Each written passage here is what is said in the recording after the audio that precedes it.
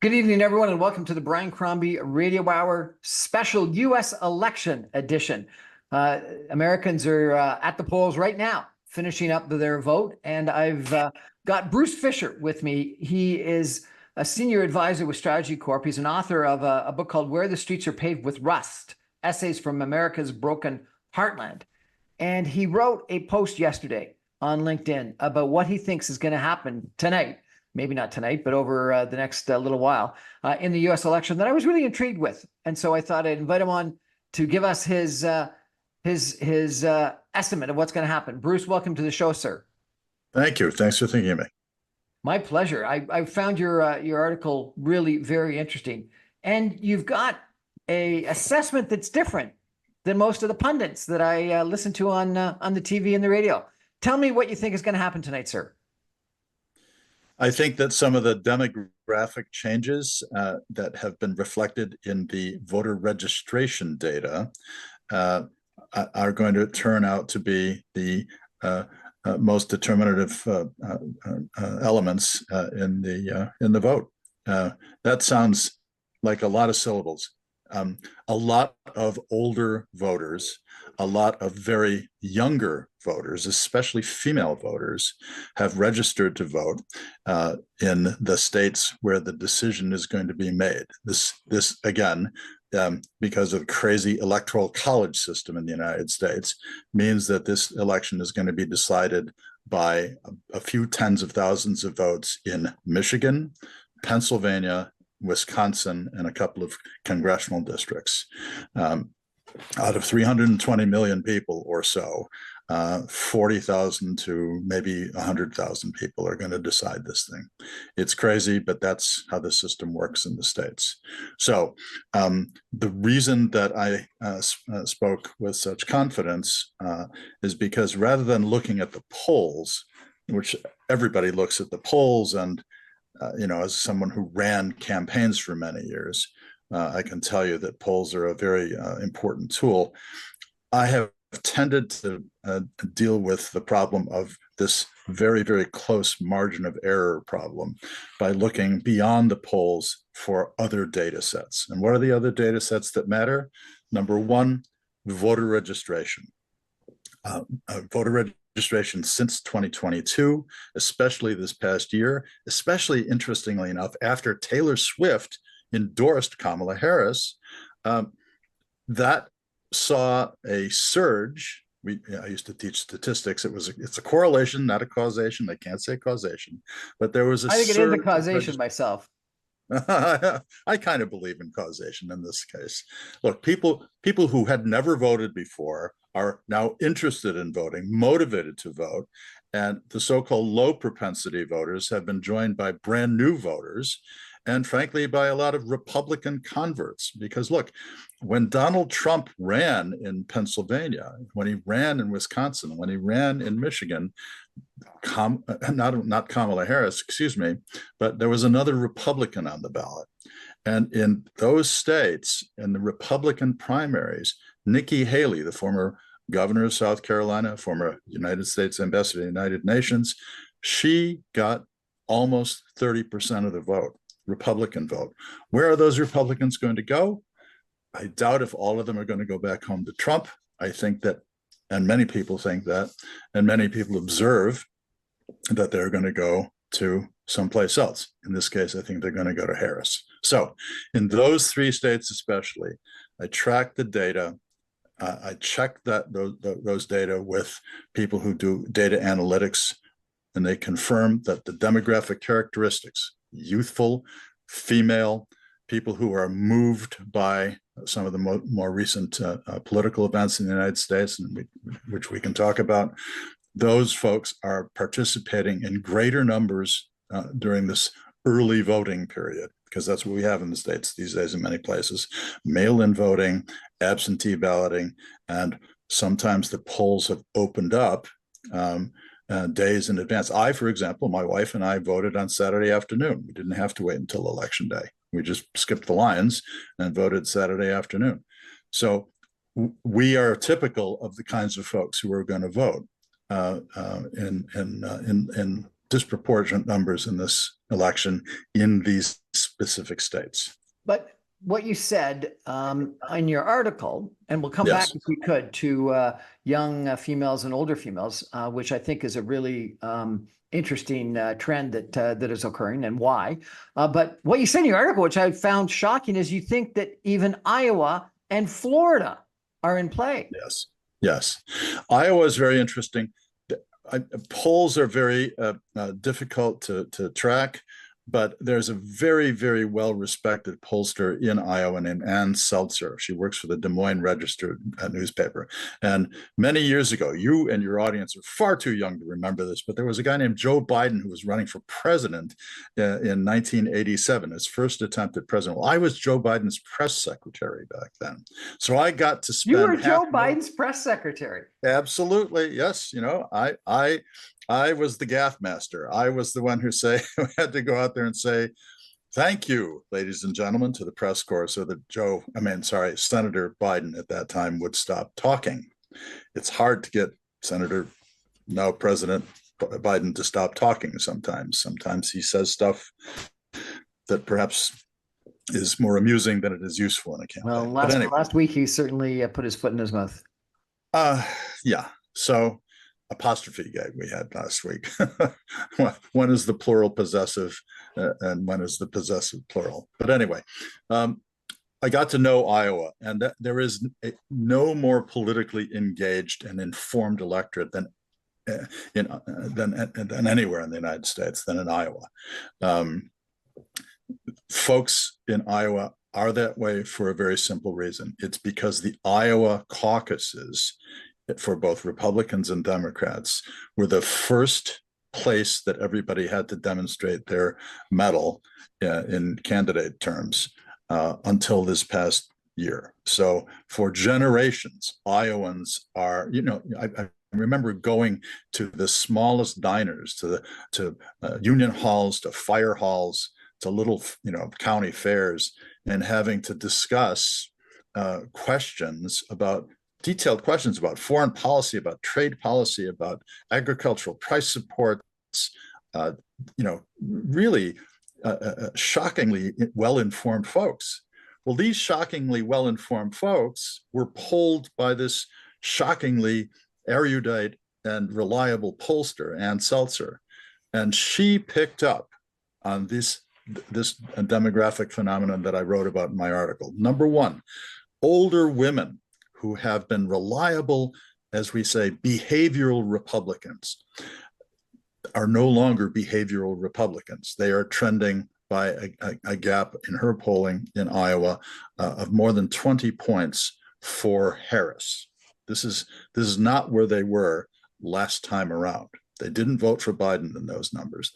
They're interested in Harris in those numbers. Number two, the brand new voters, the younger women, the people who were 16, 17 years old when Hillary Clinton ran and when they were not eligible to vote, they are now, just through TikTok and through other social media, they're now just hearing about former President Trump's utterances from that time, the infamous tape in which he characterized as physical assault, sexual assault against women.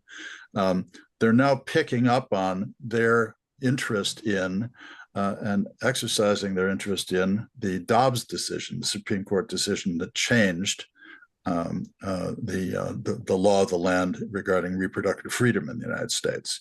So these two core groups of very, very motivated female voters are at the core of the change in voter outlook in the state of Iowa. And the state of Iowa is useful in this regard because the state of Iowa went 8 points or 10 points for Donald Trump in 2020. So this would be a swing toward Harris of between 10 and 13 points, given the margin of error. That's a sea change. With the older females, do you know why? One of the things that's always shocked me about Iowa and shocked me this year during the caucuses is that evangelical Christians, who I understand are a fairly significant proportion of the electorate in Iowa, would vote for Donald Trump, and they seemingly did during the caucuses. is it character, or is it reproductive rights, or what do you think it is that's moving some of these older females away from Donald Trump toward Harris?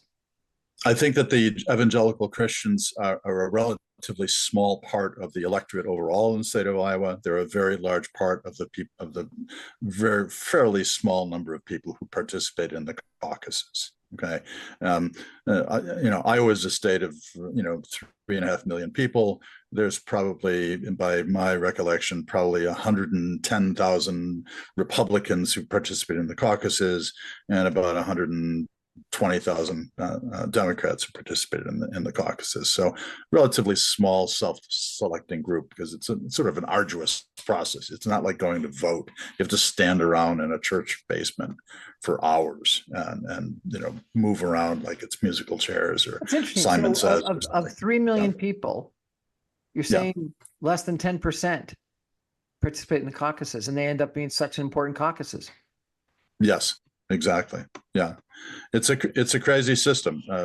Nobody said that it's fair, but it's the one that people have become accustomed to. But to the larger point, if this largely Caucasian informed electorate is moving away from being a solid, in the States, the Republican color is red and the Democratic color is blue, a little bit flipped around from liberals and conservatives in Canada.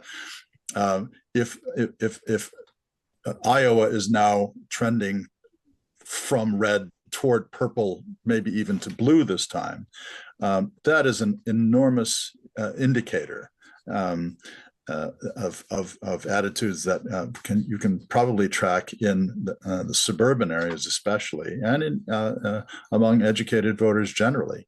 And so I've been looking through all these polls. Flips, Florida for sure should flip, isn't it? Like Florida's a lot closer, isn't it?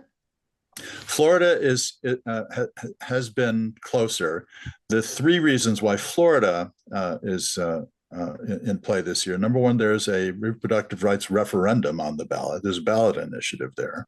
Some states allow them, mostly Western states, but Florida is one of them that does. So that's on the ballot right now. And as we saw in Ohio a couple of years ago, there were two ballot initiatives that got sort of 68% support among folks. People went out of their comfort zone, stopped being Republicans for the day to vote for abortion rights and for marijuana.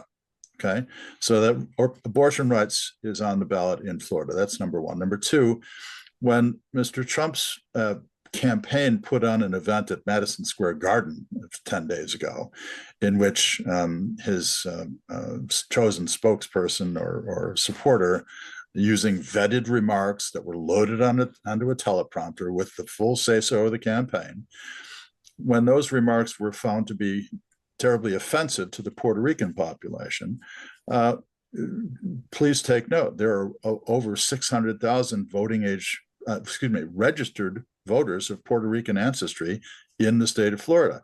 Puerto Ricans are American citizens. They can't vote in presidential elections when they're on the island of Puerto Rico, but when they're in Florida, when they're in North Carolina, when they're in Pennsylvania, there's 400,000 of them in Pennsylvania, they sure as hell register to vote and participate and vote at the same rates as everybody else. So suddenly there's 600,000, voter eligible Puerto Ricans in Florida. They are livid. How do I know this? Because I ask, who's paying attention? Is this a thing on social media and Spanish language media that's focused on Puerto Ricans? The answer is yes, in Thunder, Bad Bunny, and a couple of other media stars, sort of pop culture stars. I got to tell you, I watched J-Lo's speech. When was it? Last weekend, and I thought she did an amazingly good job. She surprised me at how articulate she was. Now, she's an actress. I guess I should have expected she was articulate, but passionate and emotional with a political speech. And suddenly this is one of these crystallizing moments. You've had a lot of pundits looking at Trump, and dare I use the word deplorable. They've said that They're eating the cats, they're eating the dogs, what she said in the debate. And then he doubled down on that. He went on and on and on attacking people of color very pointedly and very deliberately, because the campaign model of the Trump organization was to motivate their base. They think that their calculation is that by doubling down on the message of being against immigrants, basically demonizing folks who are new to the United States, no matter that they may have, as in the case of the Haitians, as in the case of the Puerto Ricans, fully complied with all of the legal requirements. Indeed, that they were invited into many communities because of sharp labor shortages. Right, there just weren't folks around who were native to the region where they were invited into, so they're brought in. They have their green cards or they're citizens already. Puerto Ricans are citizens already. Well, Trump, knowing that it's his campaign, knowing that it's a very unlikely day when he's going to get any votes out of those groups, found that it was useful to do what late Lee Atwater did for George H.W. Bush, which was to play the race card. It has worked for generations for Republicans. So he was very deliberately doing that. I think they overstepped that boundary this time, though, because a quiet community which may have been participating at lower rates is now furious and focused and agitated. If they had done this months ago, it might not have mattered, but they did it last week. Bad move. Well, the Madison Square Garden event and the comics remark, I thought were beyond the pale. But it wasn't just him. It was speaker after speaker after speaker that took an extremely, negative, misogynistic, nationalistic yes. point of view. Like it was speaker after speaker. And there's a devilish political rationale for the misogyny of the Trump candidacy. The reason why they do that is because they think that it will work in terms of politics. Why do they think? Look, I was the campaign manager in 1992. You're a mere slip of a lad. You can't remember back that far. You were still in short pants, as we say. In 1992, that was the year of the woman in the United States. That was the year when Clarence Thomas was confirmed to the United States Supreme Court, when my old boss, then Senator Joe Biden, was chairman of the Senate Judiciary Committee. And Anita Hill, the law professor, was demonized and vilified, and a great deal of sexist commentary directed her way. Women in the United States were furious that year. I happened to run the campaign of the woman who became the first Black member of the United States Senate, Black female member of the United States Senate, Carol Moseley Braun, Senator Carol Moseley Braun. That was the year of the woman. Since 1992, however, women have voted like men. They have voted the way that their husbands have. If gender were an issue, generally speaking, it mattered in down ticket races. It didn't matter, which is to say congressional races or state legislative races. It didn't matter in the presidential. Women, as a consultant friend of mine said last week, I hope they turn out this year, because you know how many times they've left us at the altar. They haven't come home in the way that their sentiments are expressed to pollsters. Well, it's interesting because this year is different. It's different this year. Kamala Harris hasn't been running on being the first female president. I don't think I've heard her say that once. And I think about the day of the election when things were announced 4 years ago. The whole celebratory speech by Kamala Harris was that this was a breaking the glass ceiling and an incredible victory for females, and that people that looked like her and of her sex could actually become vice president. That was a big issue 4 years ago, or three and three quarters years ago, but has hardly been mentioned at all. Hardly at all. And and again, look, campaigns these days, of course, they're led by people who are of high moral character and of, who are diligent students of the issues, but they're also run by people who are equipped with exactly the tools that the people who want to sell you dog food brands or toothpaste brands or car tires or movies are trying to sell you. They want to know what you think. They want to know what your pressure points are. They study your characteristics. They want to know how old you are, what income level you are, what your education level is, what address you have, what kind of car you drive. They crunch all these data and they figure out what the secret sauce is that will attract the most number of folks.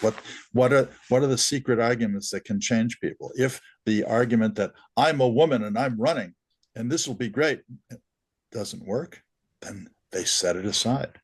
It used to work. Hillary Clinton ran in 2016 bashing Donald Trump, demonizing, pump. He's deplorable. His people are deplorable. He's a no good guy. She didn't talk about her, and she didn't win. She was regarded. The emotional presentation is often more important than the intellectual presentation. The emotional presentation is more important. The emotion, absolutely, yeah. Harris,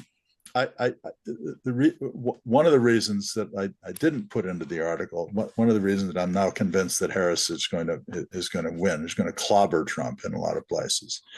I saw her on Saturday Night Live. It was great. It was a great sketch.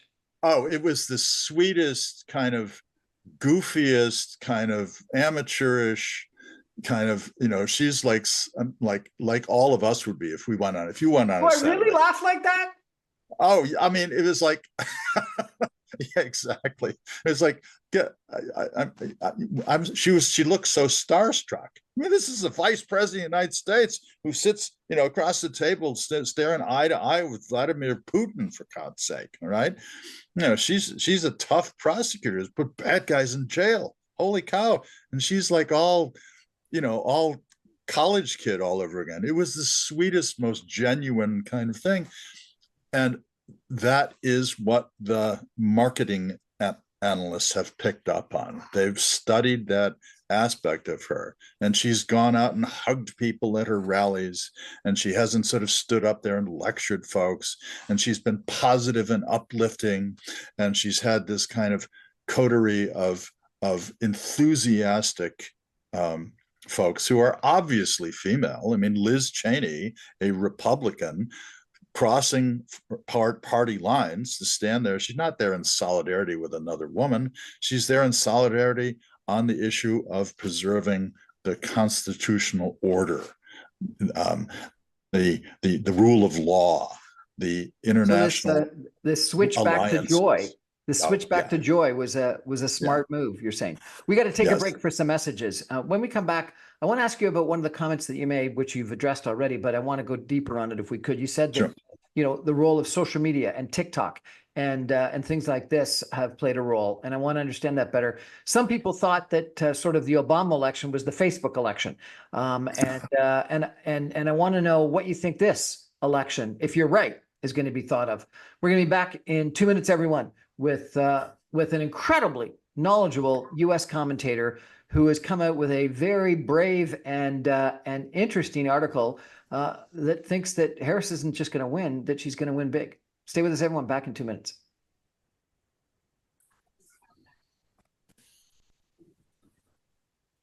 Welcome back, everyone, to the Brian Crombie Radio Hour. My guest tonight is Bruce Fisher. He is a senior advisor of Strategy Corp, which is a Toronto-based strategy firm. He's the author of a book called Where the Streets Are Paved with Rust, essays from, where is it? Essays from the Rust Belt? From the American Rust Belt. Thank you for that. And yes, you've got like really quite an extremely impressive background, sir.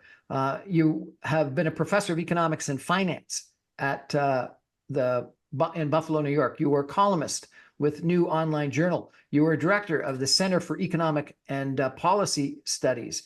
You were a columnist at Art Voice, a deputy county executive in Erie County. Is that New York or Pennsylvania, sir?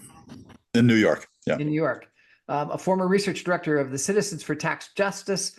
As you mentioned earlier, the press secretary in Iowa for Biden for president in 1987, and an editor with the Chicago Journal back in the 1980s.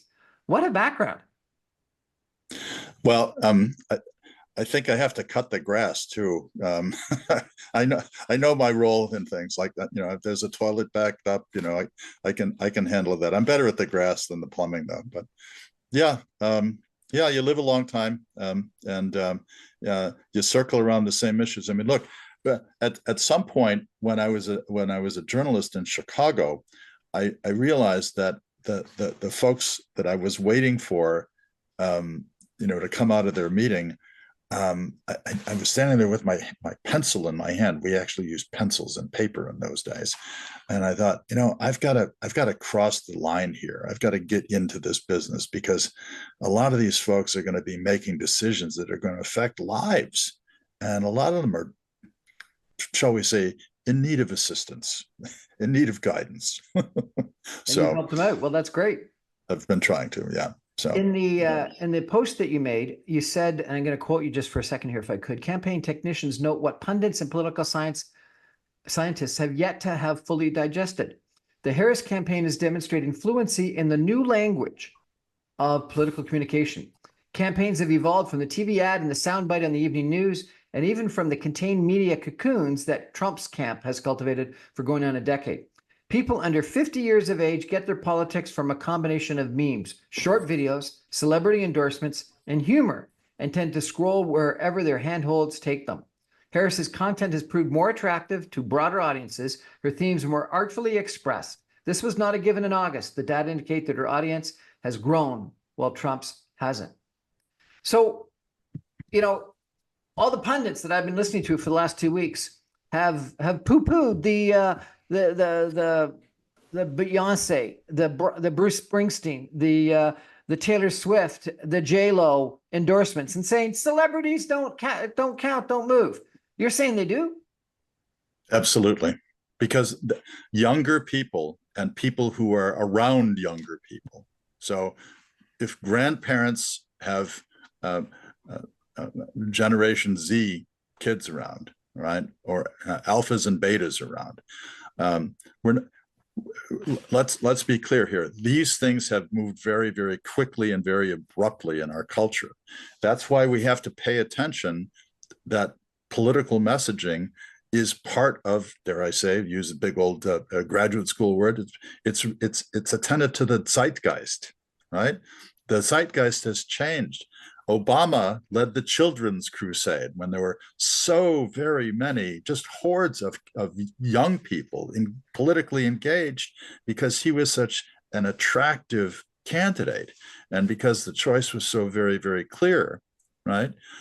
Something needed to happen because there was a disaster that occurred, the financial meltdown of September 15th of 2008, a calamity worldwide. Everybody needed to have a change agent there.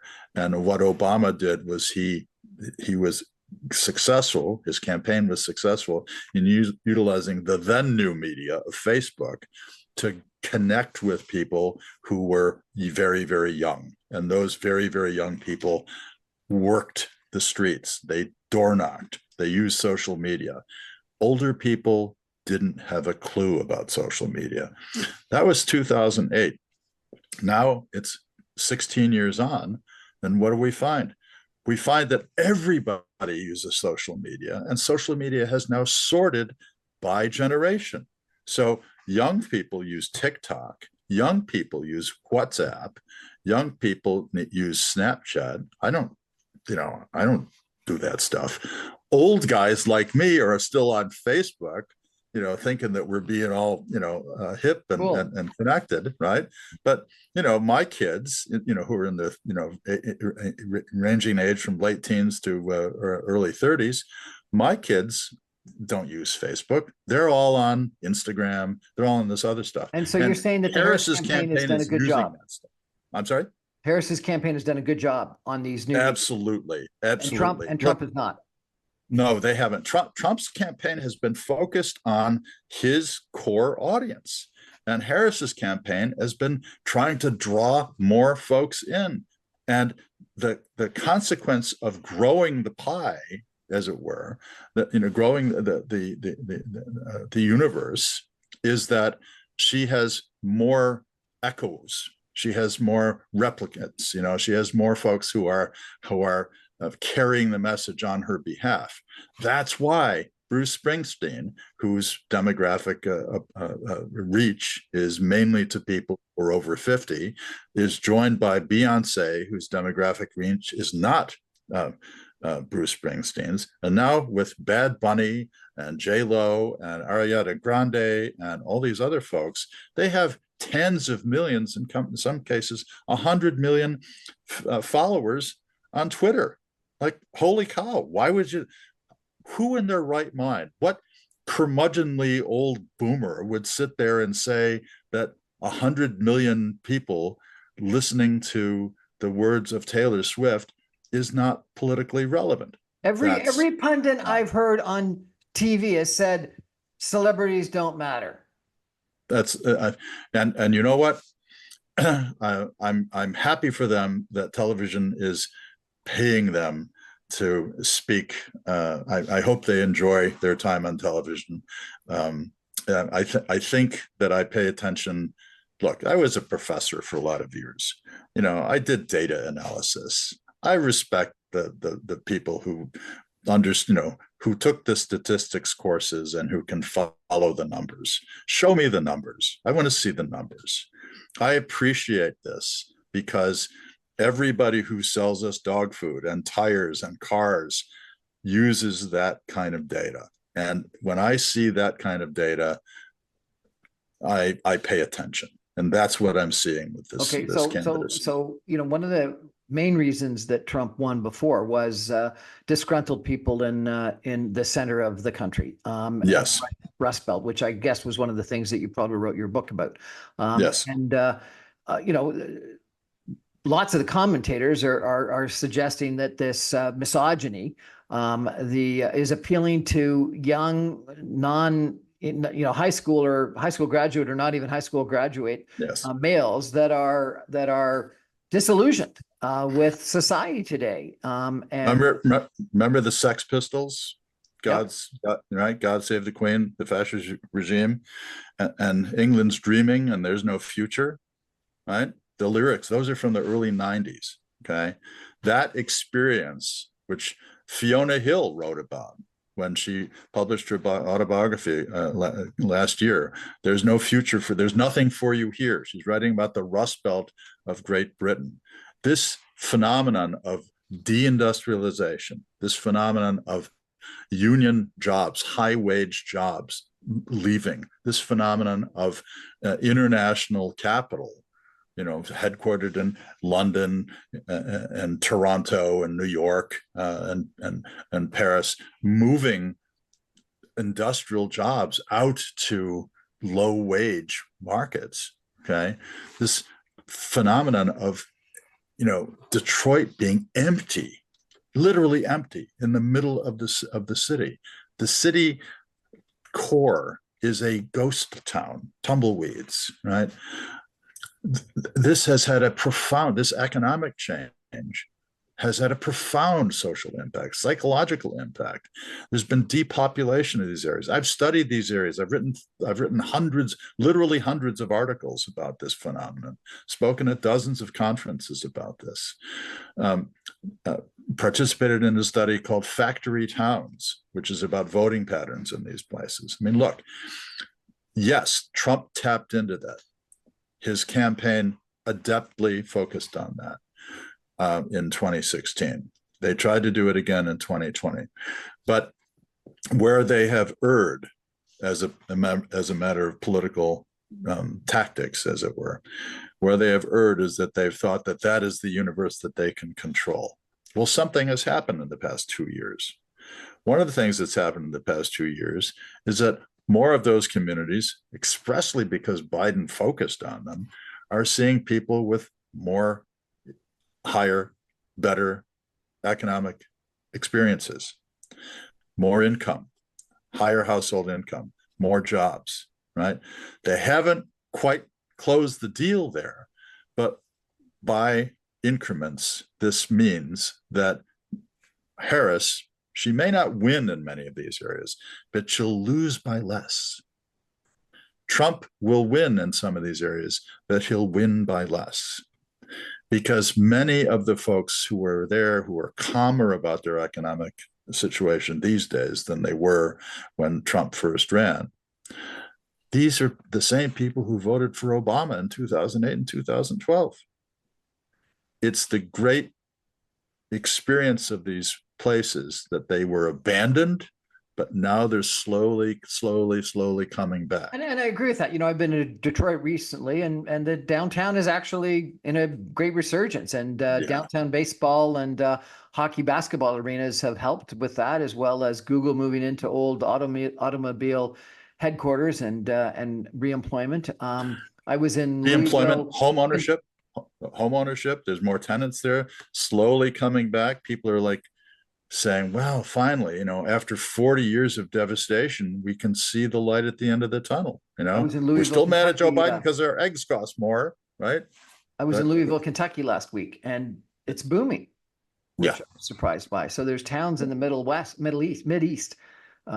I apologize, that are Midwest. doing well. But tell me, why does this misogyny make sense as a strategy? And the comments about Arnold Palmer and comments that he makes, that he is appealing to misogyny. Why is that a smart strategy?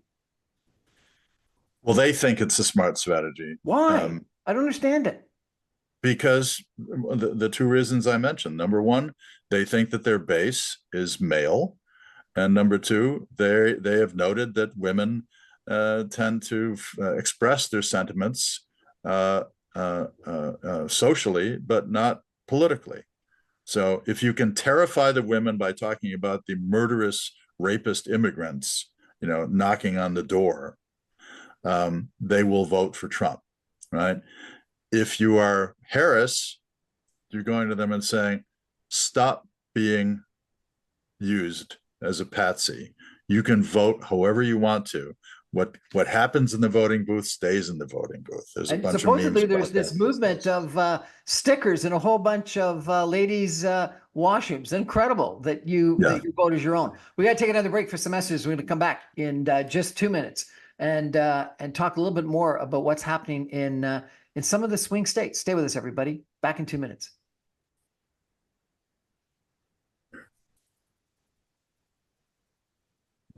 Welcome back, everyone, to the Brian Crombie Radio Hour. Bruce Fisher is my guest tonight. He's a senior advisor at Strategy Corp. He's got a couple decade-long experience in politics and being a professor. He was Joe Biden's press secretary back in Iowa, 30 years ago. Unbelievable. What an incredible experience.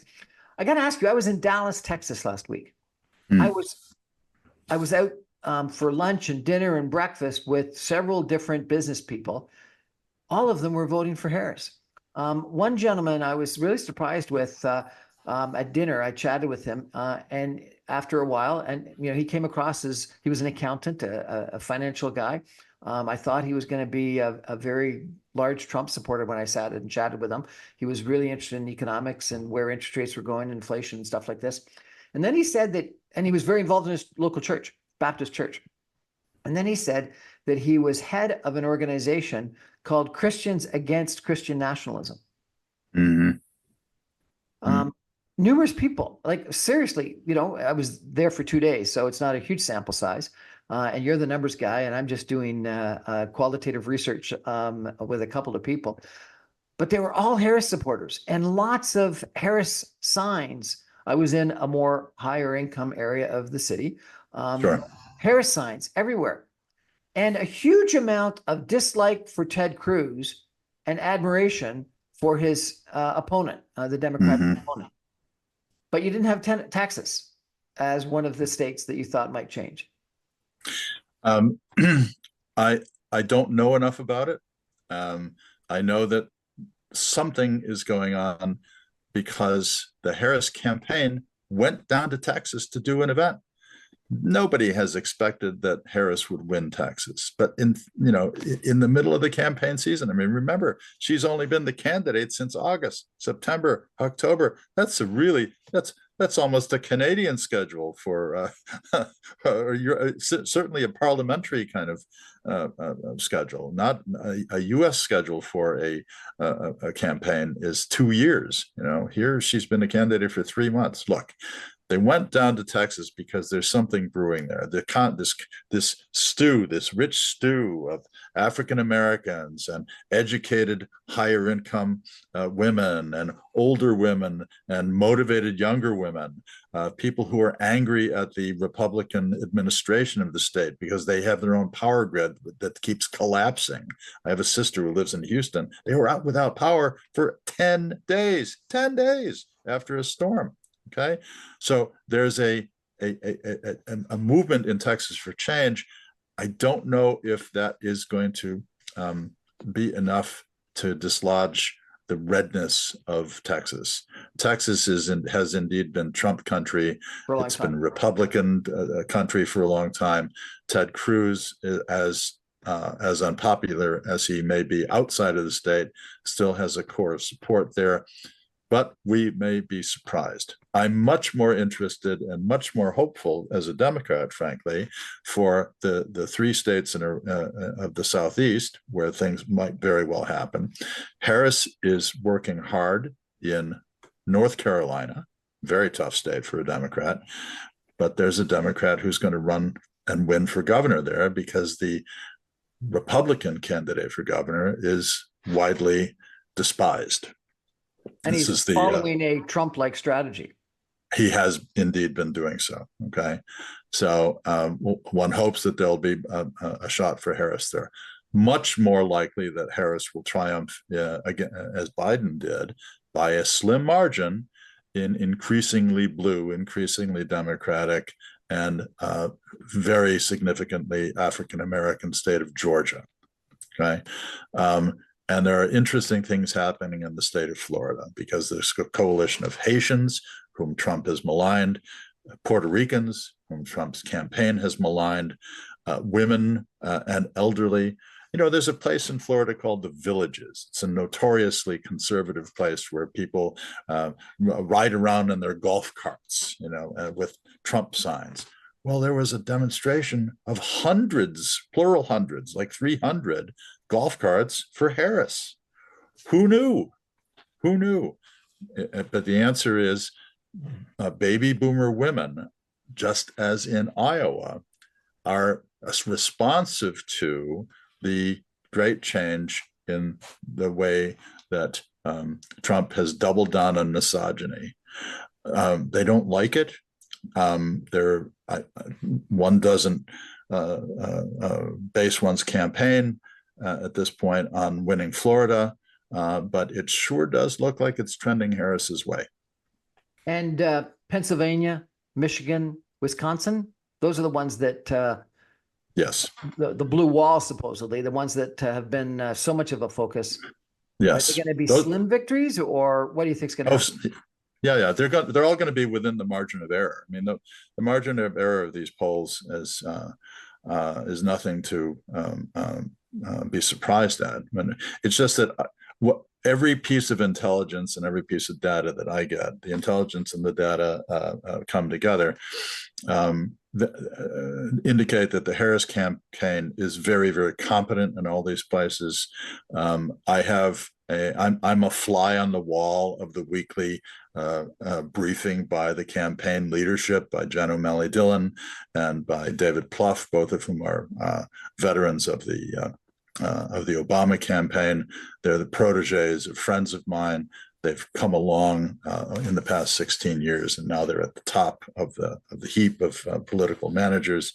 And when these folks speak, the room is silent, and the room consists of all of those people who in the American system bundle lots and lots and lots of money. They gather up all the campaign contributions, which are then in turn turned into TikTok videos and television ads and direct mail pieces and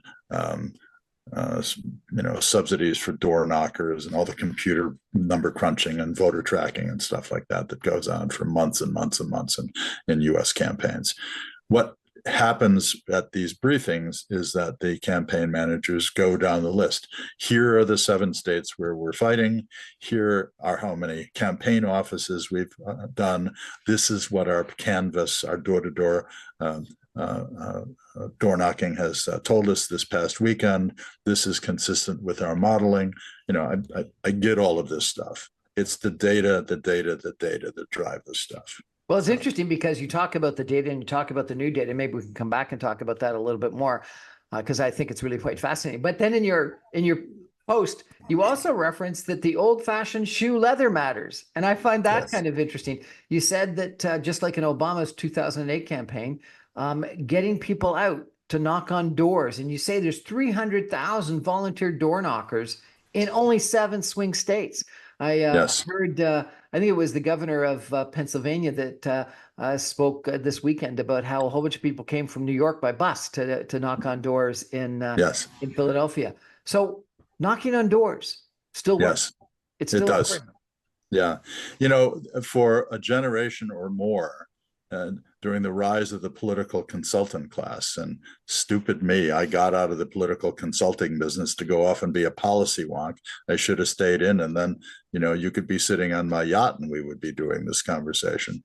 But the lie for many years was, well, you don't need to have a precinct organization. You don't need to have political patronage jobs to get people out there to knock on doors for you and take care of the problems in the neighborhood. You don't need what Mayor Daley had, the machine or the Tammany Hall machine, the political volunteers in the big American cities. All you need is a political consultant who's a genius, I say, who will make TV spots for you. And the TV is all you need.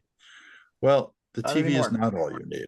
It's not all you need. The genius of the Obama candidacy in 2008 proved that. Interesting that Obama came from where? Chicago, because in Chicago, they still do it the old-fashioned way. You knock on the doors. You talk to people. And that is where Jen O'Malley Dillon and David Plouffe cut their political teeth. That's why they have this get out the vote operation, this door knocking operation. It works. You talk in your article about how the pollsters and the pundits are just looking at the current polls and are thinking that it is very, very tight. And then you dive into other data and you say the data, and we've talked about this a little bit, but let me ask you to expand on it. What you say is that you've got to look at the demographics of registrations, and then you're also, which you haven't talked about yet, the demographics of early voting. And you argue that the demographics of early voting mirror the demographics of new registration, and that is for younger voters, younger female voters. How do you track that? Well, publicly available data, which can be collected, includes your address, your name, your party registration, and your date of birth, right? You can, if you're in one of these big data organizations. And you can track the early voters and whether they mirror that. Yeah. Oh, really? Yeah. So by a relatively large margin in a couple of states, and forgive me, I don't have the spreadsheets in front of me here. I can't remember if it was Michigan and Pennsylvania, or if it was Michigan and Wisconsin, or if it was Pennsylvania and Michigan. But I was doing a deep dive in those three. The participants in early voting include new registrants, okay? But by party affiliation, not all of them are of the new registrants are Democrats, but we have other data that indicates that the independents are now breaking, as they say, breaking 40 to 25 for Harris that they can. I'm sorry. No, that's a wrong number. They're baking like 6-4 for Harris over Trump. So How would you if know there's that? If the how do you know the independents are breaking interviews? So exit interviews. It's like exit polling. Really fascinating. We got to take a final break for some messages, and we're going to come back for some concluding comments with our guest. I'm going to ask him about another article, another paragraph in his article that talks about the risk of violence. Yeah. And something that I think all of us are concerned about. Stay with us, everyone. We'll be back in 2 minutes.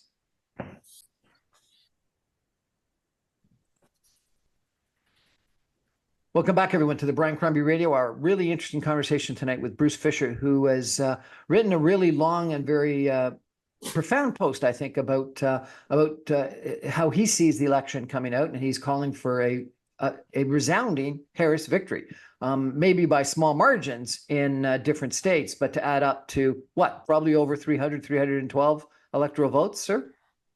I leave it to the prognosticators, but what I'm looking at are data that suggests that her demographic groups are indeed not only registered, they're motivated, and they're participating. So they're leaving the footprints that we can follow, and the footprints lead not to a Trump victory, but to a Harris victory. That's all. I got to ask you one more question, and I'm going to read a paragraph from your post, if I could. Though there is much that is unprecedented in 2024, the same Russian troll farms are still pumping out disinformation. Trump is still treating news consumers to bizarre weaves, and Joe Biden is ever ready with a gaffe. As before, one expects post-election criticism of pollsters. Everyone expects litigation. On election night, Trump has as much said that he will declare victory no matter how the Associated Press and other mainstream media report the vote count. Sir, are we going to have violence? Is this going to be a week of waiting? Is this going to be announcement of victory by Trump on election night? What do you think is going to happen? I'm going to direct your attention to the district attorney of the city of Philadelphia, who works for the former attorney general, who is now the governor of the state of Pennsylvania. This guy said, hey, you Proud Boys, hey, you guys who want to play militia, we're ready for you. Nobody's going to disrupt our vote. We've taken steps. We've made precautions. F around and you'll find out. So I think that the threat of political violence is hanging out there as a political tool to motivate Trump voters, right? But I'm going to be very surprised if they pull off the kind of disruptions that they were able to pull off in the states of Michigan and Pennsylvania, also in Arizona in 2020. I don't think that the Biden administration hasn't tabletopped this many, many times.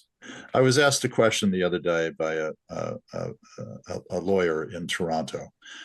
He said, do you think the American military is going to stay loyal? And I said, there isn't a more devoted officer corps any place on the planet. The incentives, to be blunt, the incentives to stay loyal are all there, because once you're a senior officer in the American military, your life is gold. Okay. Everybody down to the level of sergeant has a bright future if you've been serving in the American military. Just look at the corporate leadership of the country. But they've also understood what former General Milley, the former head of the Joint Chiefs of Staff, and the heroic leaders like General McChrystal and General Petraeus and the other ones who have served in the United States, served in NATO, served every place. These guys have spoken bluntly about the threat that Trump poses to the international rules-based order and also to democracy. I don't think that the Proud Boys are going to get away with anything. They're going to try. They're going to uh, they're going to follow orders from the guy who just got sprung from prison, the genius Steve Bannon? from Wall Street, huh? Yeah, yeah. Fatso Bannon, who's had three squares and three hots and a cot for 4 months. Yeah, they're gonna fool around, but they're also gonna find out. That, remember, there isn't a sugar daddy sitting in the White House. There's a tough old coot in the White House, right? There's, I know Joe Biden. He's not going to put up any bullshit. Excuse my French. Am I allowed to say that? Sure. Bruce Fisher, Yeah. thank you very much. I thought your post was excellent, your article, and this has been a really interesting conversation. I really appreciate you sharing your thoughts with us. It's going to be interesting, and so I think if you're right, it's going to prove joy, positive attitude, social media, grow the base. It's going to prove a lot of things that people talk about as the right campaign strategies, and I think Canada's going to have to listen to some of your suggestions as well. Thank you very much for joining us. Thank you. Thank you very much. That's our show for tonight, everybody. I'm going to sign off and go turn on the news and see if Bruce is right or wrong. And I think a lot of us are going to be watching tonight.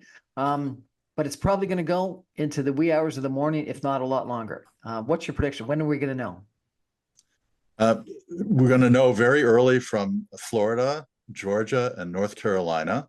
And if it's positive news for Harris in those states, that's pretty indicative of a nice outcome fairly early on. But look, Pennsylvania takes a long time to count everything. They're not allowed to start counting their mail-in and early votes until tomorrow morning. So that's going to take at least 3 days or so.